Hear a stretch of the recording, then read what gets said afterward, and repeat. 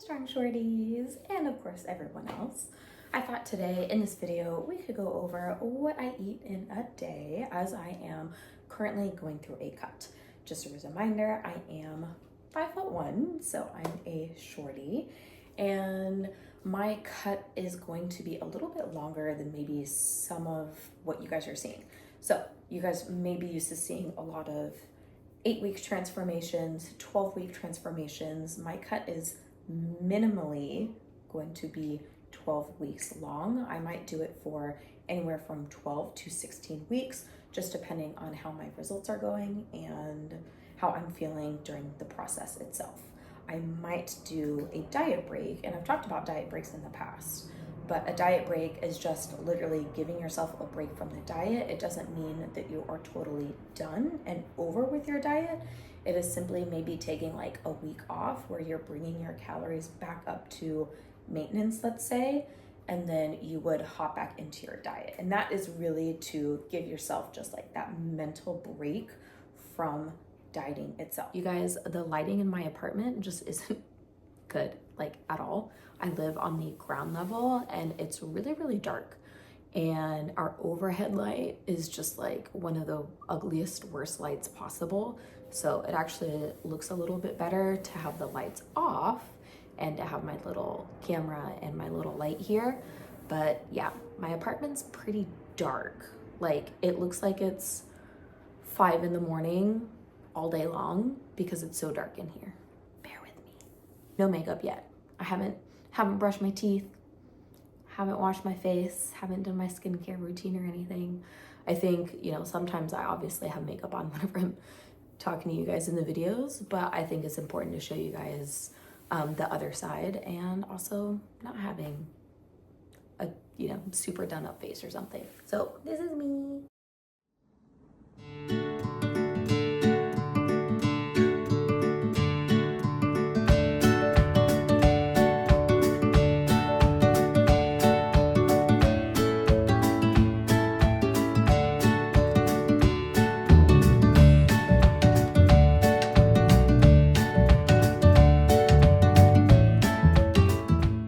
Part of my morning routine that I absolutely love is to wake up, either make breakfast, clean the dishes a little bit, make a coffee, and listen to The Daily, which is just like a New York Times podcast, news. And no, I'm not sponsored. It's just like a way for me to kind of keep informed about what's going on. And I just really like the format because I feel like news media is really, really confusing. There's like an onslaught of stuff and you're not sure what to pay attention to, where to get really good information, etc., etc. The reason I like The Daily so much is that they have specialists come on and discuss a specific topic. So whether it's politics, they have political journalists come and talk about politics, or business, economy, whatever. And I really appreciate it, really like it. So that is one of my favorite routines to get just a little bit more informed and see what is happening. So I'm gonna make a coffee and listen to The Daily while I'm doing it.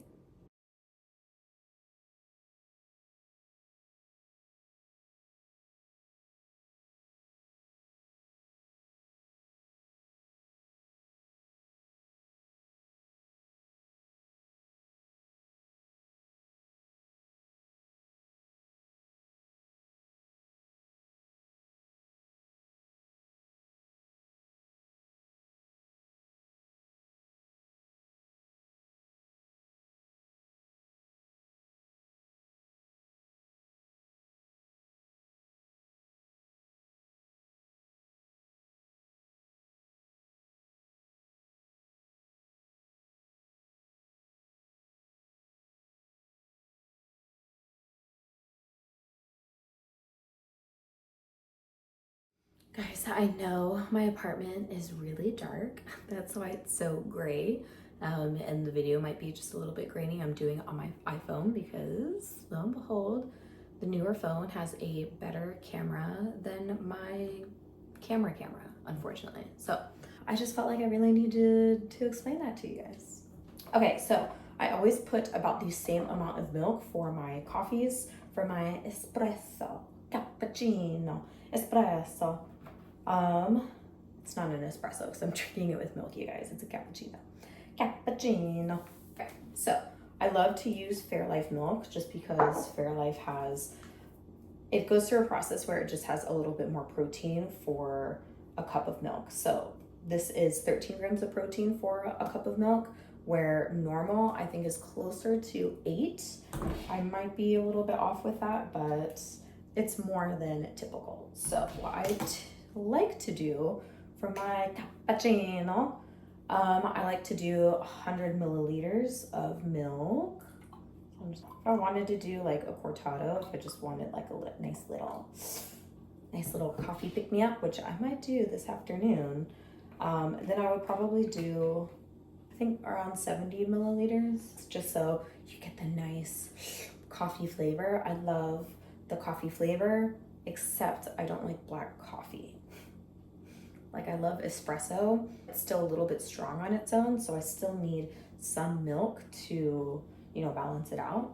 But I love a cortado. A cortado is one of my favorite things. It's just that it goes by way too quickly. So first up of the day is cappuccino. All right, I'm gonna reset. Why aren't you resetting? There we go. I have made a little bit of a homemade syrup here. This is from a sugar that it was like a vanilla pecan sugar. And so I just turned it into like a little simple syrup. It's super easy. Same parts sugar to hot water, and you just stir. Super easy. So whenever I pour this, because it is basically a 1-to-1 ratio, then if I'm gonna pour 15 milliliters of this, then I know that it's 15 grams of sugar. So that's what I'm gonna do. My espresso was done way earlier than I thought. Just put her in the microwave for just a minute. Okay, I'm gonna froth this up. Frothy, frothy. Feel like a hot one. I've actually had a lot of hot ones this summer, which is very uncharacteristic. But I don't know, there's sometimes where just like the cold drink, it just wasn't that satisfying, if you know what I mean. Turning into a European over here, which actually, you guys, I am part Dutch. My dad is from the Netherlands. No, I don't speak Dutch because he didn't teach me Dutch whenever I was growing up. He didn't just speak to me in his natural language. I don't know why. Confusing, confounding. I'm now the only one on his side of the family that's not bilingual. Now we pour a espresso. Okay, cheers, you guys. I'm gonna be doing a little bit of computer work while I listen to the daily, and I will see you whenever it's time to make some breakfast. Okay, guys, I got way too wrapped up in doing some computer work. I do not have time to actually make my breakfast. So I need to head to the gym, and I will just buy a high protein shake while I'm there and make an omelet whenever I get back. So, see you later.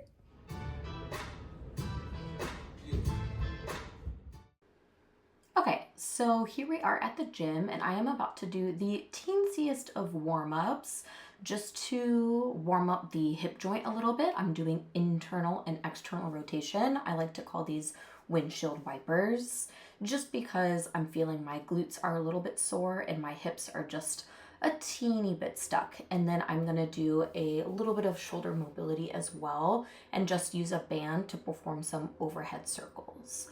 So because I am relatively active and I'm moving throughout the day, I personally feel like I don't need a specific, 10-minute walk on the treadmill or whatever it is. I'm very active throughout the day, so I can skip that for me. And I don't have any mobility issues. I have full range of motion in both my shoulder joint and in my hip joint.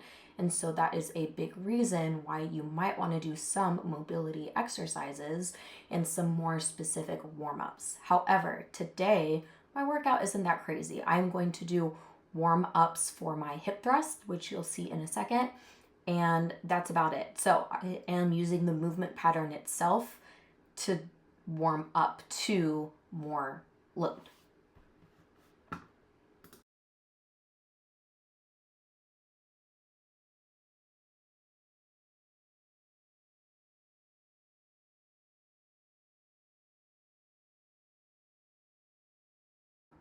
So today I'm just doing 2 working sets for the glute drive machine. And I love the glute drive. The glute drive is still absolutely targeting your glutes, your hamstrings, and just a little bit your quads. With the glute drive, you want to maintain a pretty rigid spine, and the glute drive machine helps you do that because you're lying flat against the bench, and because the bench is swiveling, then you are getting a really nice full range of motion that is most likely having to come from like those glutes and the hamstrings extending. It's a lot harder to cheat in the low back with this one. Even though it does look like my stomach is just a little bit distended, I am still trying to keep myself as flat to the bench as possible. It's just optics with this one.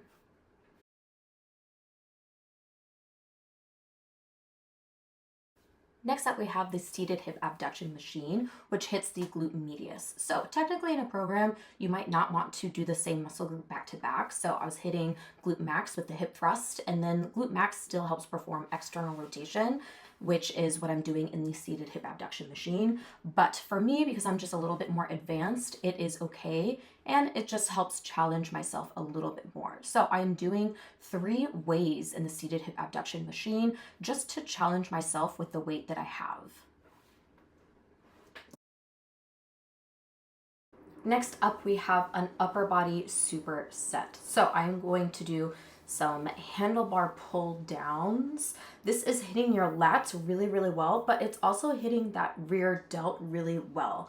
I like to use the handlebars because it gives your arm bones just a little bit more extra range of motion instead of the bar. The bar cuts off that end motion just a little bit. So I also really love to use straps on these because it takes a little bit of effort out of my grip in my forearm, and I can really focus on driving the arm down and back in kind of this scooping motion. Ooh, getting hard for sure. We are going to superset this with an upright row. So our upright row is hitting our delts, our front and our side delts, whereas our lat pull down was hitting our lats. These are opposing muscle groups, so one shouldn't interfere with the performance of the other. That is exactly why I'm pairing them, and it's okay to do these 2 upper body exercises back to back, even though they are upper body. I'm trying to pull the cable as high up to my collarbones as possible, but you can see I am getting close to failure as I'm not able to pull the bar all the way up to the top by the end of the set. And here to finish the workout, we're gonna hit our biceps. So we're gonna do some bicep curls at the cable column. I like to use the cable column because it's providing a little bit more tension in the bottom position of your bicep curl, whereas whenever you're using dumbbells, just the force of gravity isn't there at the bottom position. So because our muscle is being placed on a stretch with the bottom position, then we are meant to get a little bit more muscle growth out of it. So I'm going to use the rope so I can extend my arm, like extend my elbow straight and hinge around that elbow joint and pulling the rope up. My volume is evenly spread out, so these workouts generally take me just 35 minutes on average, which is perfect. All right, you guys, she has finally made it back home. I saw some clients, got my workout in. I had that protein shake, and I am ready to eat. It is a little bit later in the day than I intended. I just kind of, sometimes you get held up at the gym because I am a trainer there. Then whenever my friends are there, just, we just chat with them. So got a little bit wrapped up in some conversations. One of my coworkers, it was also her last day, so I wanted to talk to her and stuff. So we are here. I am still amazingly in the mood for breakfast. I love breakfast food, you guys. So I'm going to make an omelet with some side of toast, and yeah, stay tuned. Did you bring me back your chickie? Did you bring me back your chickie? You wanna play with chickie? You wanna play with chickie? Okay, let's play with chickie. Whee!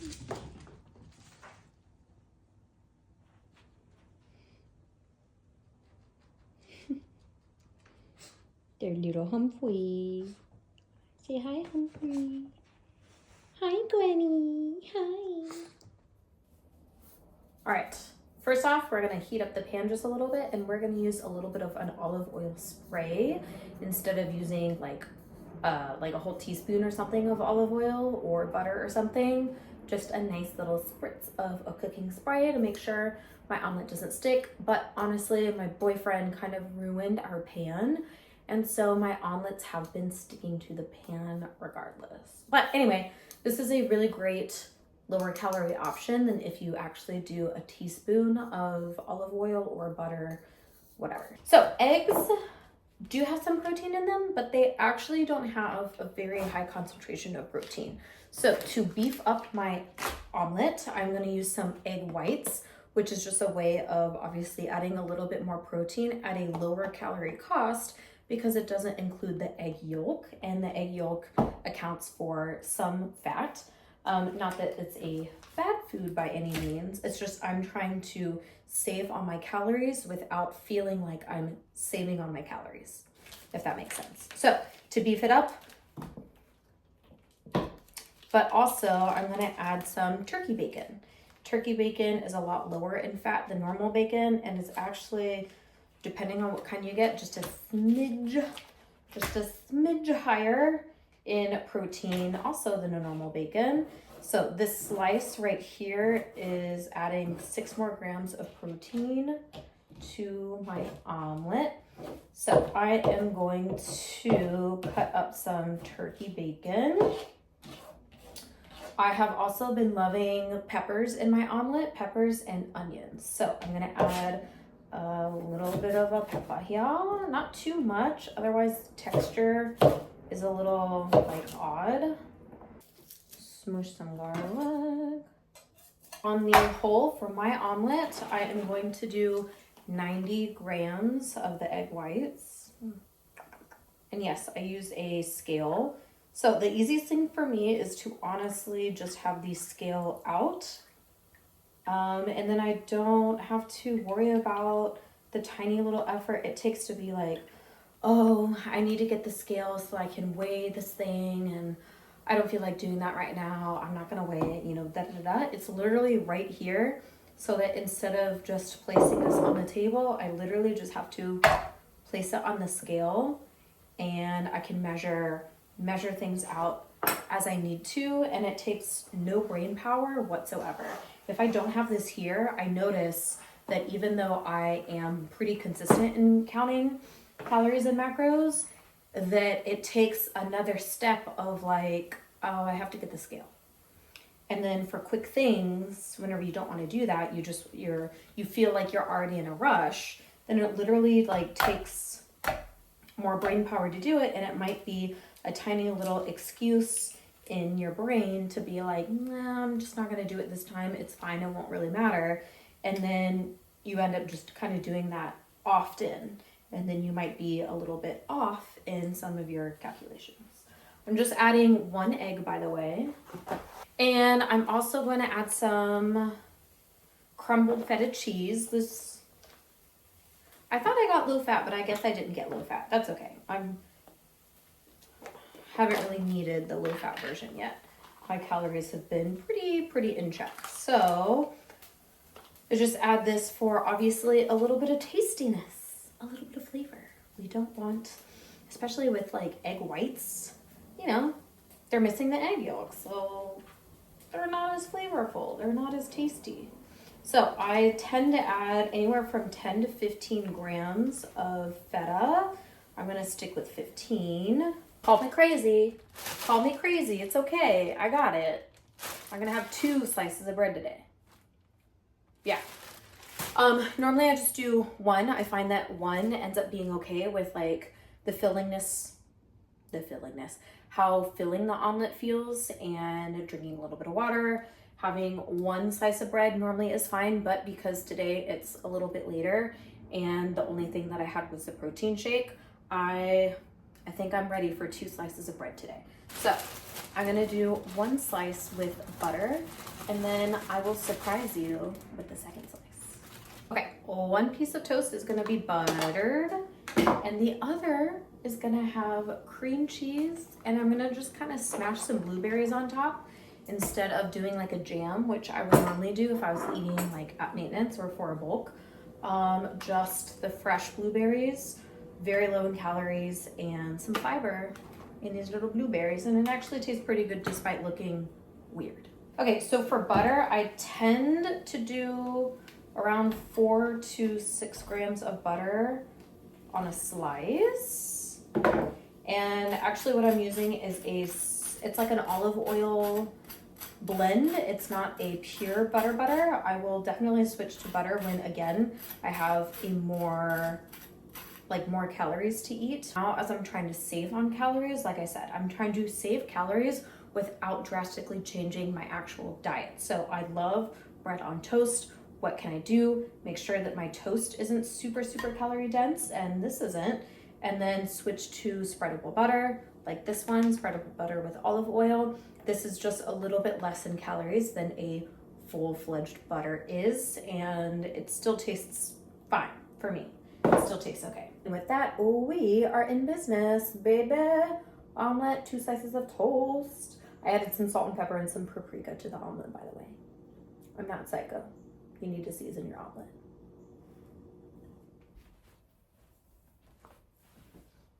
Okay, you guys, this is what I'm talking about. This is the really terrible overhead lighting, but my little lighting thingy died. Okay, so ready for a snack. I went on a walk with the puppies and I'm back. I needed to get some steps in, but I am behind even on my step count today. Today has been a super weird day for me. It's Friday, and I normally, just like even a month ago, I had like a crazy busy schedule for Fridays where I was bouncing around several different neighborhoods for personal training sessions.